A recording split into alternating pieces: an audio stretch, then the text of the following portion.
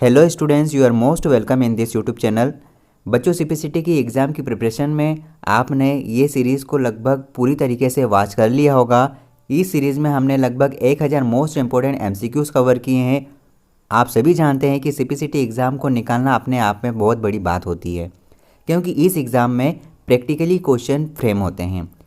इस सीरीज़ में हमने वे सारे क्वेश्चन कवर किए हैं जो प्रैक्टिकली रूप से फ्रेम हुए हैं और जो एग्ज़ाम में पूछे गए हैं। अगर आपने इस 1000 क्वेश्चन के एमसीक्यूज़ इस सीरीज़ को आपने अटेम्प्ट कर लिया, वॉच कर लिया, पढ़ लिया, तो मेरा यकीन मानना कि आपका सीपीसीटी एग्ज़ाम क्वालिफाई होने से कोई भी नहीं रोक सकता। आप सभी जानते हैं कि इस एग्ज़ाम को क्वालिफाई करने के लिए हमको 38 नंबर अर्थात 39 नंबर लाने की आवश्यकता है। 38 नंबर से इसे क्वालिफाई करते हैं और मेरा दावा है कि अगर आपने 1000 एमसीक्यू सॉल्व कर लिए इस सीरीज़ के, तो आपको कहीं भी किसी और बुक से पढ़ाई की या फिर किसी और वीडियो से पढ़ाई करने की कोई आवश्यकता नहीं है। ये एक ऐसा समय है, ये एक प्रीशियस समय है जहाँ पर आपको एमसीक्यू सॉल्व करके अपनी तैयारी को जज करना है और वो सारी चीज़ों को देखना है कि आपको कौन से टॉपिक में पढ़ने की आवश्यकता है। सीबीसीटी में 75 क्वेश्चन आते हैं टोटल, जिसमें 52 क्वेश्चन कंप्यूटर के रहते हैं। अर्थात सीपीसीटी एग्ज़ाम में कंप्यूटर सब्जेक्ट का वेटेज सबसे ज़्यादा होता है। इसके लिए आपको ज़्यादा से ज़्यादा एमसीक्यू सॉल्व करना पड़ेंगे। आइए इस वीडियो में हम एमसीक्यू सॉल्व ना करते हुए डायरेक्ट वन लाइनर क्वेश्चन हम फ्रेम कर रहे हैं और यही क्वेश्चन सीपीसीटी एग्ज़ाम में आ चुके हैं और आने वाली सीपीसीटी एग्ज़ाम में पूछे जाने की पूरी 100% संभावना रखते हैं। अगर आप सीपीसीटी के अलावा और भी किसी एग्ज़ाम की प्रिपरेशन कर रहे हैं जिसमें कंप्यूटर सब्जेक्ट पूछा जाता है, जैसे हाल ही में वैकेंसी निकली है टीओ की, सब इंजीनियर की, इसमें भी ये सारे वीडियो बहुत ही ज़्यादा फ़ायदेमंद साबित होने वाले हैं, क्योंकि आज के समय में अब वह दौर है जहाँ पर कंपटीशन हाई लेवल पर पहुँच गया है। तो ज़्यादा से ज़्यादा प्रैक्टिकल क्वेश्चन फ्रेम होने लगे हैं और ये सीरीज़ सारी कॉम्पिटिटिव एग्ज़ाम में बहुत ही ज़्यादा इम्पोर्टेंट साबित होने वाली है। इस वीडियो के बाद मैं आपको वो सारे वीडियो भी प्रोवाइड कर रहा हूँ जो सीपीसीटी एग्ज़ाम में इम्पोर्टेंट चीज़ और ध्यान रखने योग्य बातें होती हैं। चलिए हम आज के कुछ क्वेश्चन को हम कवर कर लेते हैं जल्दी से। ओआरजी का संबंध किस क्षेत्र से है? ओआरजी का संबंध किस क्षेत्र से है? तो याद रखना, संगठन है ये एक प्रकार का और ओआरजी इस संगठन के रूप में उसे निरूपित किया जाता है। निर्वात ट्यूब किस पीढ़ी के कंप्यूटरों से संबंधित है? निर्वात ट्यूब पहली पीढ़ी के कंप्यूटर से संबंधित है। ये सीरीज़ में किसी भी प्रकार का कोई डिस्क्रिप्शन नहीं रहेगा, ये डायरेक्ट वन लाइनर क्वेश्चन है। हमारी कोशिश यही है कि आप सबका थ्योरेटिकल पार्ट अच्छे से कंप्लीट हो गया होगा। अब आपको सिर्फ और सिर्फ हमें एमसीक्यूज़ प्रोवाइड करना है और आज के इस वीडियो में हम सिर्फ वन लाइनर क्वेश्चन कवर कर रहे हैं। सूचना राजपथ किसे कहते हैं? याद रखना, सूचना राजपथ इंटरनेट को कहा जाता है।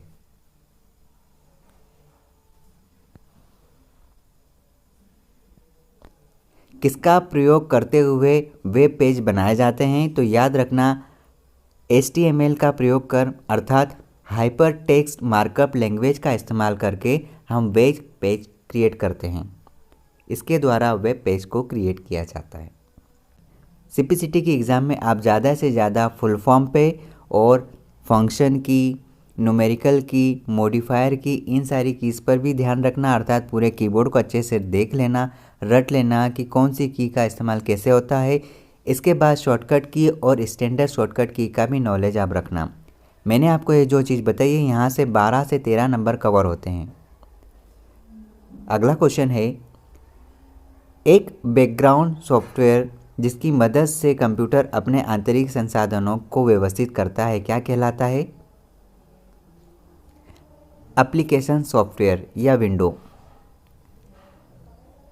एक आधारभूत टेक्स्ट एडिटिंग मतलब विषय वस्तु संपादक प्रोग्राम कौन सा है? और यह एक सामान्यतः टेक्स्ट फाइल को देखने और संपादित करने में प्रयुक्त होता है। तो याद रखना, नोटपैड एक आधारभूत टेक्स्ट एडिटिंग प्रोग्राम है।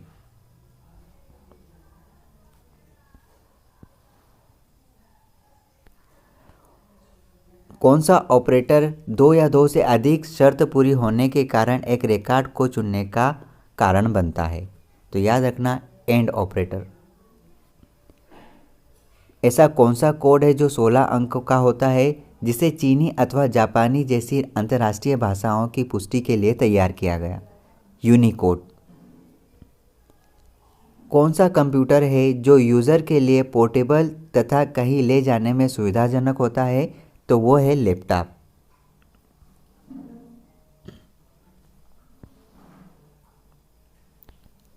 किसका उपयोग करके हम बड़े जटिल टेक्स्ट डॉक्यूमेंट को तैयार करने और फॉर्मेट करने के लिए उपयोग करते हैं? वर्डपैड का उपयोग किया जाता है। ऐसा कौन सा प्रोग्राम है जो वेब रिसोर्स के लिए प्रवेश मार्ग प्रदान करते हैं? ब्राउज़र आपको ग्राफिक्स बनाने और संपादित करने की अनुमति देता है, जो कि विंडोज 7 के साथ उपलब्ध एक लोकप्रिय कार्यक्रम है। पेंट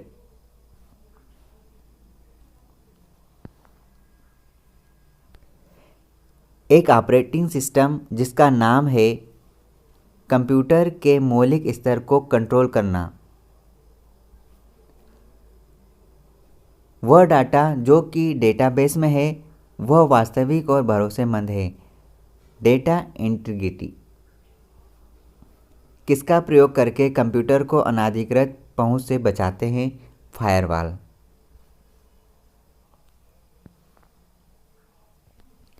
किसमें सीक्वेंशियल एक्सेस मेथड का प्रयोग किया जाता है? तो याद रखना टेप ड्राइव में सीक्वेंशियल एक्सेस मेथड का प्रयोग किया जाता है। फोल्डर एक प्रकार का कंटेनर जैसा है जिसमें आप फाइल को स्टोर कर सकते हैं। डेटाबेस को एन्क्रिप्ट करना एक नेटवर्क प्रसारण के दौरान डेटा को सुरक्षित करने का एक बहुत बड़ा आसान तरीका है। www की सहायता से दुनिया की किसी भी दूरस्थ स्थान के कंप्यूटर में वेब पृष्ठों को ओपन कर देखा जा सकता है। और अगला क्वेश्चन कुछ इस प्रकार है, ग्राफिकल ऑब्जेक्ट है जो साधारण रूप से प्रयोग किए जाने वाले एप्लीकेशन प्रतिनिधित्व करते हैं। अगला क्वेश्चन है, ग्राफिकल ऑब्जेक्ट है जो साधारण रूप से प्रयोग किए जाने वाले एप्लीकेशन का प्रतिनिधित्व करते हैं, और वो है आइकॉन्स।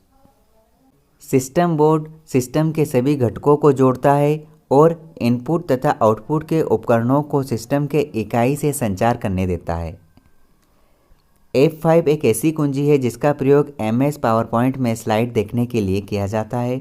प्रोसेसर एक इलेक्ट्रॉनिक डिवाइस है जो डेटा को इंफॉर्मेशन में कन्वर्ट करते हुए प्रोसेस करता है।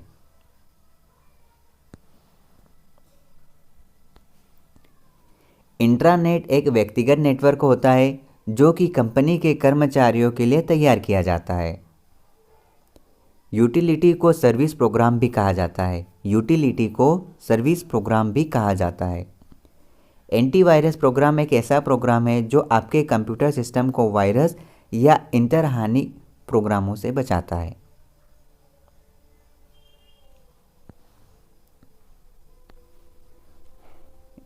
डिवाइस ड्राइवर्स विशिष्ट प्रोग्राम है जो निर्दिष्ट इनपुट या आउटपुट उपकरणों को बाकी के कंप्यूटर सिस्टम से संचार करने की अनुमति देते हैं। ट्रैक एक समकेंद्री वलय है। याद रखना ट्रैक एक समकेंद्री वलय है। फॉन्ट साइज प्रिंट किए जाने वाले कैरेक्टर की ऊंचाई और चौड़ाई को प्रदर्शित करते हैं। फॉन्ट साइज प्रिंट किए जाने वाले कैरेक्टर की ऊंचाई और उसकी चौड़ाई को प्रदर्शित करते हैं। लाइट पेन एक लाइट सेंसिटिव कलम के जैसा एक उपकरण होता है।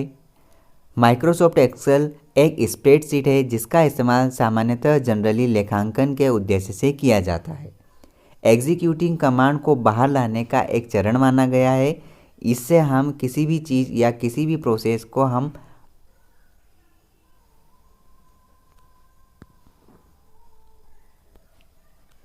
सिस्टम यूनिट को सिस्टम कैबिनेट या चेसिस भी कहा जाता है। सिस्टम यूनिट को सिस्टम कैबिनेट या सिस्टम चेसिस भी कहा जाता है।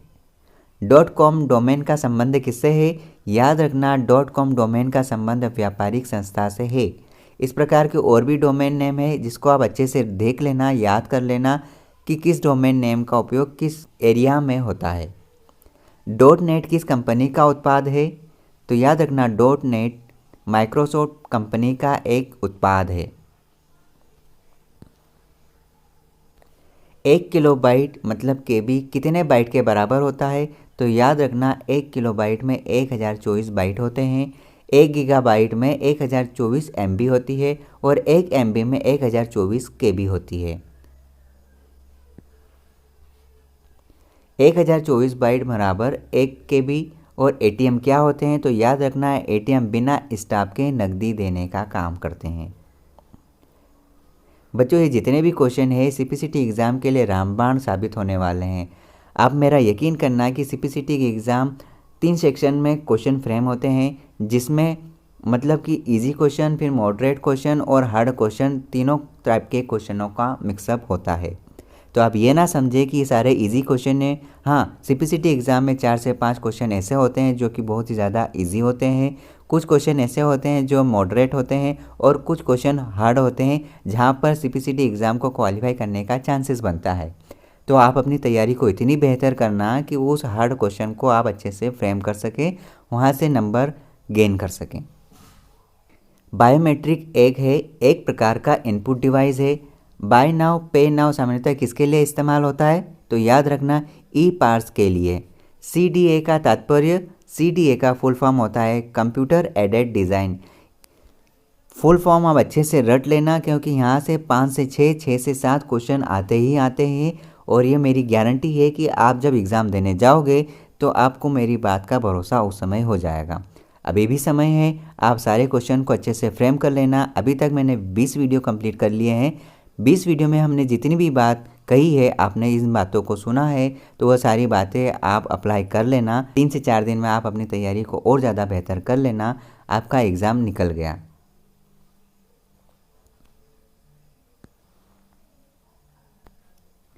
CD से आप क्या समझते हैं? तो याद रखना CD से हम पढ़ और लिख दोनों सकते हैं।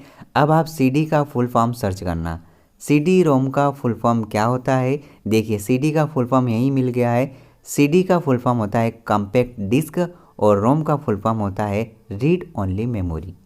CD RW में RW का क्या अर्थ है? तो याद रखना RW का फुल फॉर्म होगा पुनर्लेखन योग्य, रीराइटेबल। CDS का आकार कैसा होता है? तो याद रखना CDS का आकार गोल होता है, मतलब CDs का आकार गोल होता है। क्लाइंट सर्वर आर्किटेक्चर में PCS के मेंबर होते हैं डोमेन। कंप्यूटर का बुद्धिमत्ता स्तर IQ कितना होता है? 0 होता है, क्योंकि वह मानव निर्मित है। CPU और IO के बीच सिग्नलों के मूवमेंट को कौन नियंत्रित करता है? तो कंट्रोल यूनिट करता है। CPU का full form central processing unit. CPU का वह भाग जो अन्य सभी कंप्यूटर कंपोनेंट की गतिविधियों को कोऑर्डिनेट करता है। निम्नलिखित में से वह क्या है? Control unit. CPU के ALU में होते हैं रजिस्टर। CPU के लिए सामान्यतः गणित परफॉर्म करता है ALU। CPU द्वारा वर्तमान में एग्जीक्यूट होने वाले प्रोग्राम और डेटा को रखने वाली मेमोरी होती है रैम। याद रखना रैम एक ऐसी मेमोरी है जहां पर प्रेजेंट टाइम में काम होता है, लेकिन लाइट जाने के बाद वो डेटा हट जाता है, करप्ट हो जाता है, रैम में सेव नहीं रहता। CPU में कंट्रोल, मेमोरी और तीसरा कौन सा यूनिट होता है? तो याद रखना अर्थमेटिक लॉजिक यूनिट होता है। CRAY क्या है? क्रे एक सुपर कंप्यूटर का नाम है।